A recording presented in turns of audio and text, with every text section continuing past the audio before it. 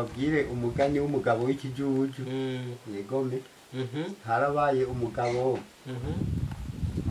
umugabo yitwa Sinamenye akaba yakundana n'umugabo yitwa Kimotabugabo. Uwo Kimotabugabo yari umurimyi, Sinamenye nawe yari umuhigi. Uwo Sinamenye yaguma yiruka ijya guhiga ibikoko, Kimotabugabo nawe akaguma arima. Mu gihugu inzara iratera, imaze gutera umwe Sinamenye aja kuramutsa mugenzi we Kimotabugabo, asanga ibintu nyene bimeze neza nkuko ari umurimyi. Aramubaza ati none wega mugenzi woho ko wawe haguma hameze neza bigenda gute? Ati burya rero ubu turya abana. Wawundi Sinamenye yarafise abana 10. Ati noneho ndabasonzanye kandi nayo ndabafise.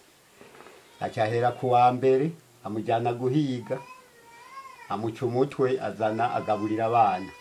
Abana bariko barajya bamaje ati mbe papa ko turiko turajya tudakwifura yakiriye. Ati burya agiye kurondera murabona biragoye. Nubundi nuwa kabiri agira uko, nuwa gatatu agira uko. Amaze gushika ku bana batandatu ajanye windwa. Ugira 8 ati reka nje kuraba ukuntu papa bigenza.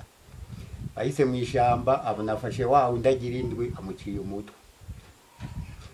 Wewe yacyakoma induru ati tabara nyabuna dawara tumaze.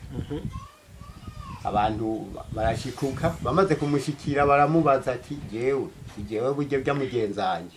Kimotabugabo niwe yambwiye yuko abana ari indya uturya abana. Ati reka tuje kuraba uwo muntu yahuye abantu kurya abana babo.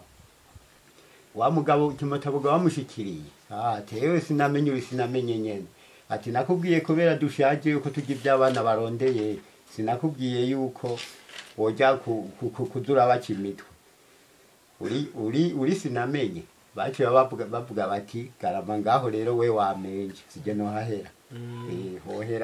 Hohera washatse kurya abana kandi abana batariyuka. Murakoze.